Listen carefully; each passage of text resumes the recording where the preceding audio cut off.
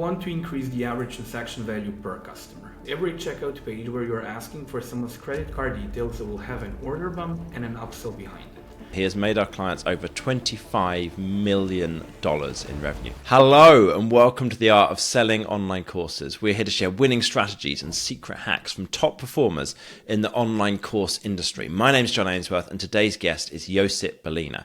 Now Josip is our head of funnel strategy. He works directly with our clients and he manages a team of account managers. Over the course of the work that he's done in the last few years here, he has made our clients over $25 million in revenue, with $12 million this year alone. And what I want to do today is I want to go through what's the overall system. What is it that we actually do? So we cover lots of details. We go through order bumps and upsells and sales pages and email promotions and Christmas promotions, all this kind of thing, right? But what's the overall system so you have an overall idea of how this whole thing works? Now, before we get into that, I want to ask you, do you hate this podcast? Do you find it annoying? Do you find my voice offensive? Do you hate my hair if you're watching the YouTube videos? What is it that you don't like about this? Or do you love something about it? Do you think this podcast is fantastic and you really want to just share that information with us? Well, if either of those things is the case, just leave us a 5-star review with all of the details and we're going to read that out live on air. If you've got a guest that you want to promote, that you want to tell us we should be getting in touch with such and such a person, a marketing guru, a course creator, or somebody running a membership site, then let us know in a 5-star review. We'll read it out and we're going to go find that person and ask them if they want to come on the podcast. Here's a recent 5-star review of this podcast. This podcast is a must for anyone selling online courses or memberships. Incredibly useful content in an easy to understand format. Highly recommended. If you want your review read out live on air, just leave us a 5-star review and we're going to read that out right here. Josip, welcome to the show. I'm happy to be here again. So we've got this overall system that we run and we run it consistently and it works incredibly and on average increases people's revenue 5 times. Tell people what it is. What is it that we actually do? Start at the beginning with what we're doing for clients and we'll kind of work our way through the whole thing. Sounds good. So we start with an audit. An audit basically allows us to understand what a business does. We do a KPI analysis, which is the most important part. We map out people's funnels, which is the second most important part because it gives you a visual representation of what's actually happening within the business. And then combining that with a KPI spreadsheet allows us to make informed decisions for the strategy going forward. We then also understand and do customer avatar analysis and come up with a customer language document, which then long-term helps with copywriting and crafting compelling messages and stories. And then based on that, we try to figure out what is it that you actually want to do and what is the lowest hanging fruit. Based on that, we come up with a roadmap for the next 3 to 6 months, and then sometimes even about a whole year of what needs to be done. We also map out the entire last 12, 13 months of email promotions that someone did. That way we can show that this is normally the strategy that you were implementing to get to X. This is the strategy that's going to help you to get to 5X if implemented correctly over the next, let's say, 6 months or a year. Beautiful. Okay, cool. So first thing there was the KPI spreadsheet. Lots of people listening, probably you, dear listeners, you're listening to this, are thinking, I can't be asked with that. I don't like KPI spreadsheets. It's incredibly important. It's really, really, really important. You should be doing it. If you go back and you listen to episode 76, then Josip spells out what the steps are, how you actually build out that KPI spreadsheet. So then the next thing that you said about there was a customer avatar. So here we're doing a customer avatar survey.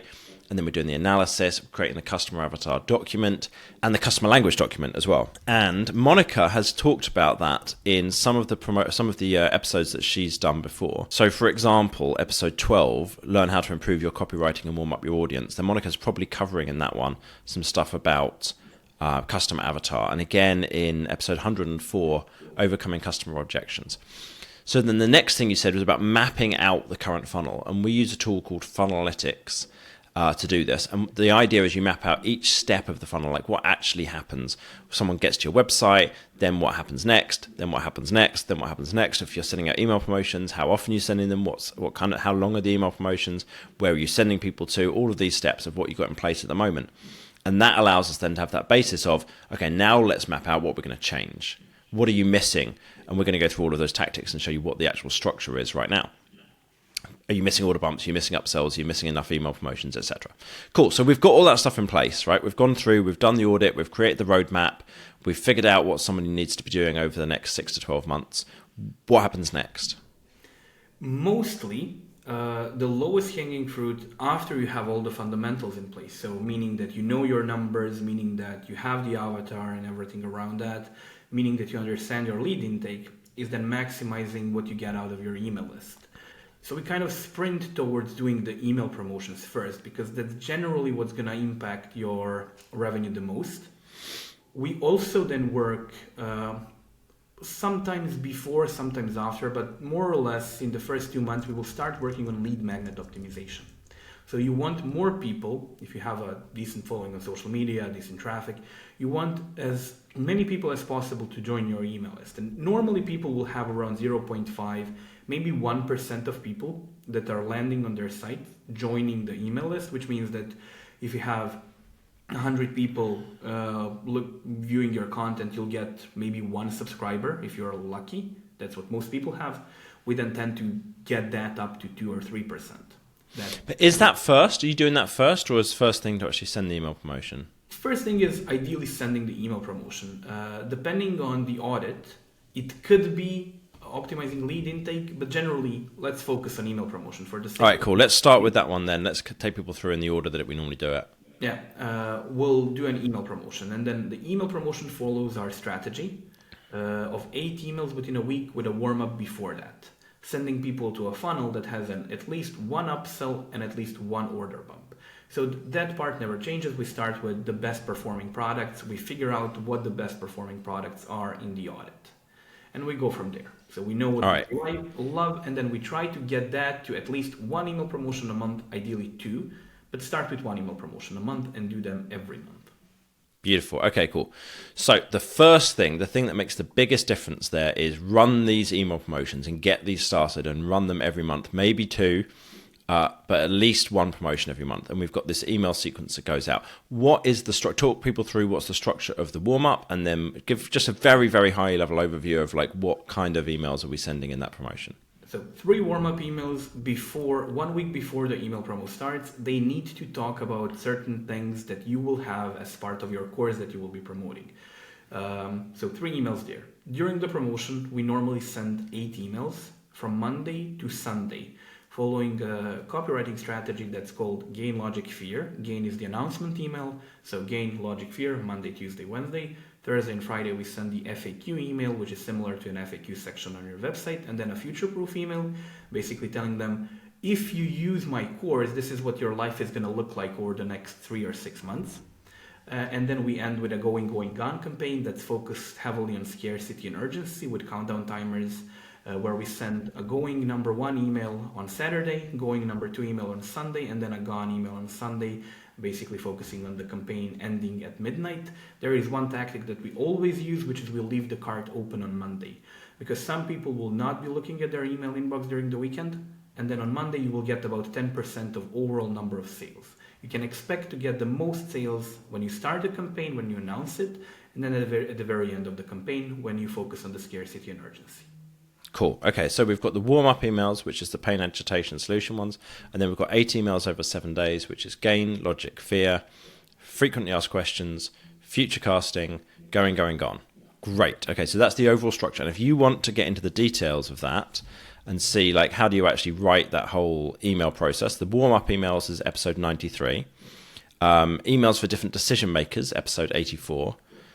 And then other ones would be learn how to improve your copywriting and warm up your audience, episode 12. Listen to those 3 episodes and you're going to understand more about the overall structure of those email sequences. Cool. So what's next? You've got the email promotion written.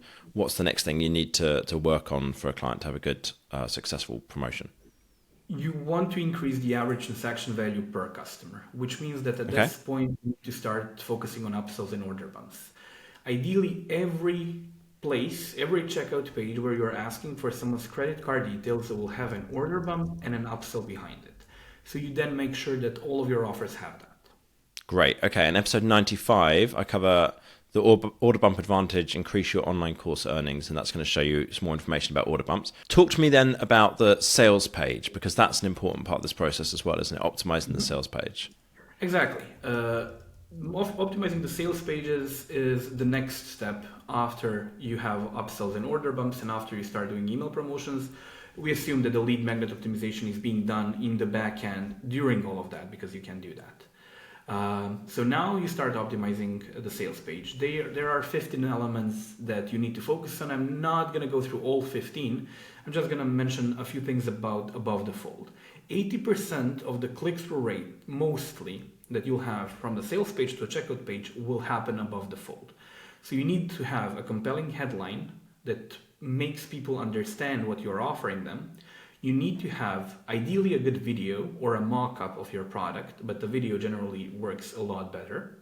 2-3 minute stops. You don't need to have a VSL of 15 minutes there, a simple video explaining what the offer is, getting them to click through the checkout page and the call to action button, a clear call to action button without any distractions, some trust elements like trust badges, and ideally you would have a countdown timer on there.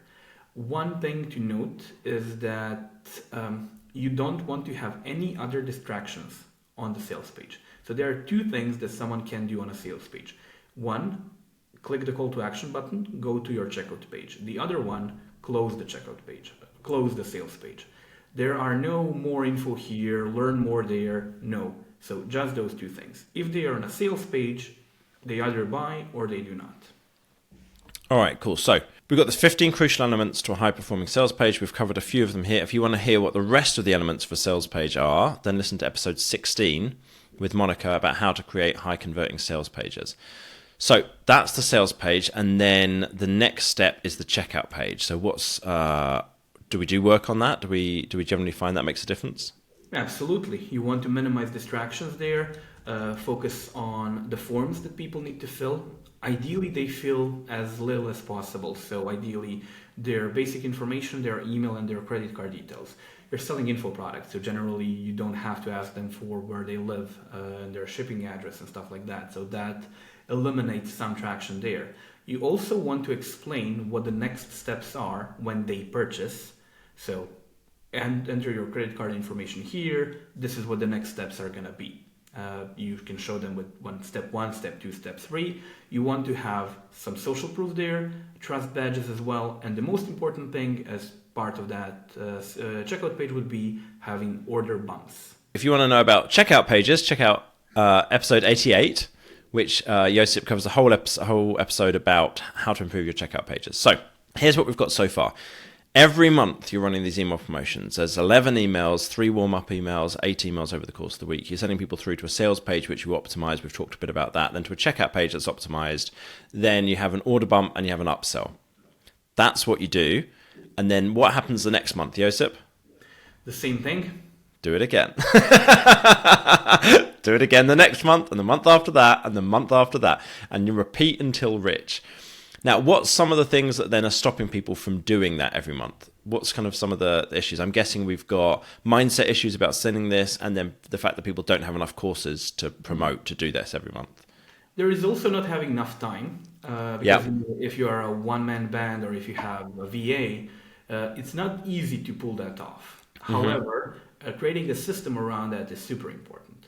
Being able to do this regularly will make you more money, which means you should have enough money to invest basically building a system for that to happen. Yeah, perfect. Mindset issues are also, as you said, things that happen. However, when you start making money, when you see that first month being your best month ever, which normally happens with our clients, I think all of our clients in the last year, when they started working with us, they had their best month ever the following month. All right, cool. So we've got that happening every month. And then you mentioned about optimizing the lead intake. What does that mean? Like high level overview of that?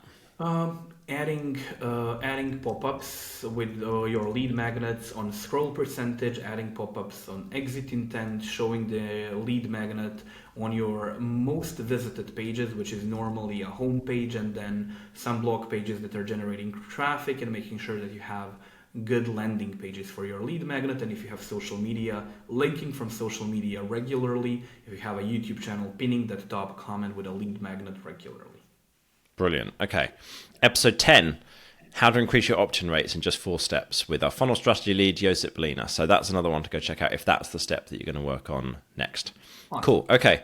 What happens after that? So someone's got their email, they've got the customer avatar set, they've got the customer avatar, they've got their KPI spreadsheet, they've got their funnel map, they've mapped out what they're going to do in terms of promotions for the next 6 to 12 months. They're running their email promotions, they're optimizing their sales pages, checkout pages, order bumps, upsells. They're doing that every month. They're optimizing their lead intake. Is there anything else? Is there any more to the system than that? Or do they just need to keep doing those things? You keep doing those things, but there is one thing that we also need to mention, which is what happens if you don't have enough courses to run an email promotion for 6 to 12 months. You can splinter content from your best performing courses or from your pillar content pieces, and then send those email promotions out. So smaller, if you have a $500 course that has 10 modules, you can probably splinter 2 of them and sell them for $97. So you do that. And there is one other thing that people often overlook, making the offers better, offer optimization, adding guarantees and bonuses. That's where the customer avatar comes in handy. Making sure that they use testimonials, customer language, and social proof in basically everything that they do. So as you are doing these email promotions, you're also gradually making your offers better, which then long-term gets you more and more people to buy. All right. And then where does the tripwire funnel fit in? When does that start getting worked on? So if you talked to us, let's say 3 years ago, we would tell you it's the first thing to do. However, it's not. It's actually the last thing to do, because all of these are online business fundamentals if you're selling info products. So if you know you have a steady source of leads, you want to make sure that you maximize the output that those leads get you. With the email promotions, regular email promotions, upsells and order bumps, you will get there. The next thing is then the tripwire funnel. So as the last thing, you set up a tripwire funnel. So basically you have a lead intake. All of those leads get redirected to a tripwire sales page, which is a page that is selling low ticket product. So something for $7, $17, $27. That's going to be the entry point to your world. Cool. Okay. And then that has all those steps we just covered in, doesn't it? The sales page, checkout page, order bump, upsell, all of these kinds of things. Exactly. And you is there. Why do we do it last? What's the rationale for doing that last rather than first? Because we want to maximize the revenue first, and we want to make sure that we are utilizing enough of the email list that people currently have. And the tripwire funnel is basically last because when you have a steady source of income, when you have doubled or tripled your revenue, the next thing you want to do, because the way you go from where you are now to 5x is not going to be the same as going from that 5x to then 2xing all of that where you are now, right? So let's say you go from 20 to 100,000. Doing that is going to be different. Well, going from 100,000 now to 200,000 is going to be different than what you did to get to those 100,000. With a tripwire funnel, long term, when you get to a point where the KPIs make sense, which means you get 3-4% conversion rate on the tripwire funnel, you get solid conversion rates on the order bumps and the upsells. At that point, you can start scaling with ads. That's the main thing. So a tripwire funnel is not going to make you a millionaire right away. However, it's going to pay for the leads. So basically, it's an almost infinite number of almost infinite free leads. Okay, so let me give another reason why you do the tripwire funnel last, because some people get really tempted by working on this earlier. So let's say you get 10,000 leads per month onto your email list, and you put up a tripwire funnel. That means that every month 10,000 people are seeing that funnel. If you have already, from your 10,000 leads a month, got 200,000 people in your email list, that means that every month there's 200,000 people who are seeing the email promotion. So the email promotion is in front of a lot more people than the tripwire funnel, so it makes you a lot more money. So that's where the bulk of the money is in your business. The point of the tripwire funnel, you set that up, you might make, let's say you've got 10,000 people seeing that a month. You might make like 10,000, 20,000, maybe more per month from that, but it's not going to be anywhere near what you're making from your email promotions. The real thing, the real point, like Josip just said, of the tripwire funnel is, yes, you make some money from the organic leads that come through, that 10,000, 20,000, whatever per month.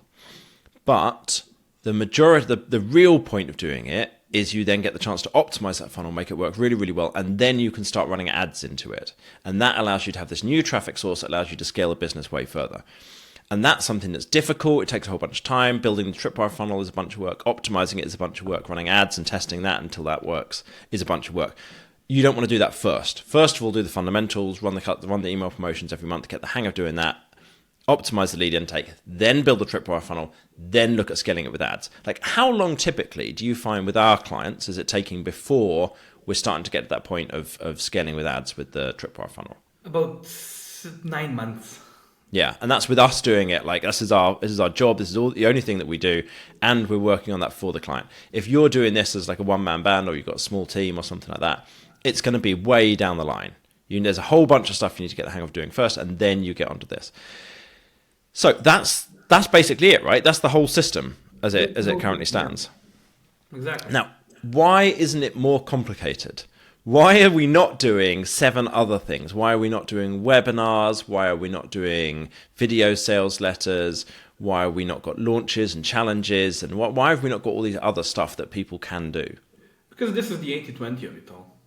Mm-hmm. We have tested all of that over the last 5.5 years. We've tested a lot, and we've cut that down to the simplest way or a roadmap that you can have to scale your business.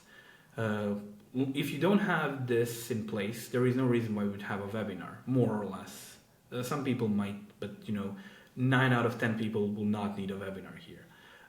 Launches, it's super time consuming. An email promotion generally does 80% of what a launch would do in 10% of time. So it has been tested. We have tracked KPIs on about 100 clients or so, and this is the simplest roadmap that we can have in order for you to 5x your revenue. Perfect. So basically what we've done, we've tested everything. We've done all those things, and we found these are the ones that work the best. So why would you do anything that isn't the stuff that works the best? Just do the stuff that works the best and then just ignore everything else. There are times when webinars make sense. There are times when launches make sense, but it's relatively rare. This is the system that works, like Josip's saying, for 90% of people, 90% of the time. This is what we always do for all of our clients, and as you can see, it works fantastically. Don't overcomplicate it. This is already a bunch of work. Don't overcomplicate it by doing more stuff. Don't expand out further than that. Just do these things consistently. I work with a personal trainer, and he constantly reminds me, it's like, just do the workouts and eat the amount of calories you're supposed to and the amount of protein you're supposed to. And it's like, man, that's difficult on its own. I'll watch some article on video on YouTube, whatever, and have some new idea. And he's like, no, John, just do the fundamentals that we already talked about it, but just do it every single week, every single day. So that's the overall system. If you want to see another representation of that, another way of trying to understand that, then you can watch our webinar. Go to datadrivenmarketing.co/webinar, and that's going to go through what I basically take you through that whole system in a visual format in the webinar, mapping it out on funnels, making lots of bad jokes, all that kind of stuff. So if you found this interview useful and you want to get future episodes, subscribe wherever you listened. Thanks so much as always for listening. And Josip, thanks so much for coming on the show. Sure, happy to be here always.